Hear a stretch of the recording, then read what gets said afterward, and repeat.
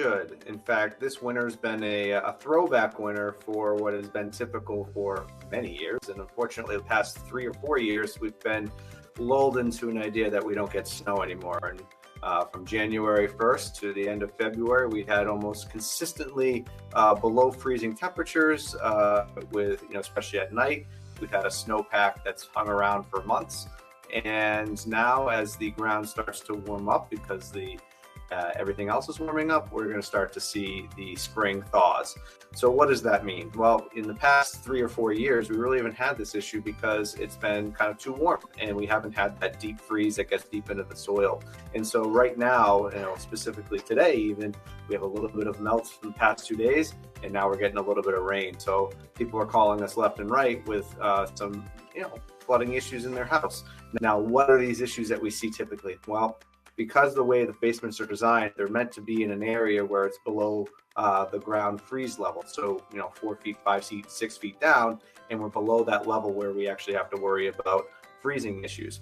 So because of this, we see bulkhead issues, and we're seeing a lot of floor wall seam issues, and we're seeing a lot of floor crack issues in these homes. So both water and also expanding cracks, especially on the floor crack, because the top 2 to 3 feet of the soil is pretty frozen still, although that will start to change here.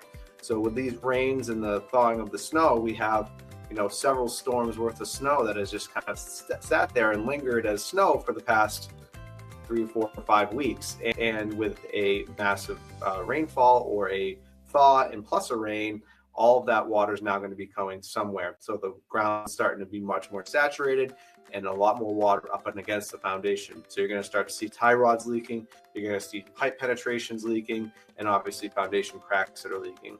The other basements that are having a lot of hard times during these winter times is obviously our stone foundations. The stone foundations, they move ever so slightly with the freezing and thawing cycles. So when we see this massive thaw out or breakout of the winter, we see all the little minute movement cause new pathways for the water to come in and a lot more deterioration of the foundation mortar joint. So this is the time of year where we start to see basements getting stress tested and often failing. But this is the time of year where you want to be proactive on it, because as the summer comes through and the rains continue through the summer and into the fall, those foundation cracks that were never leaking in the past, but now are starting to leak a little bit, they're going to be the constant leakers for you. And all those foundation issues that you had once in the last 25 years, but you're seeing it again, now it's going to start happening more and more often. So this is the time of year to be proactive. Any suspected foundation issues should be dealt with now before you wake up in the morning and have to get the shop back down to vacuum out the basement for hours and hours a day. So this is the spring thaw is coming. We're seeing it actively right now. There's rain coming out the window. I can see it. And all that snowpack that we've had there for 4 or 5 weeks, giving us a white winter, is now going to turn us into a muddy, wet spring. So buckle up. We're about to get wet, and give us a call if you need anything.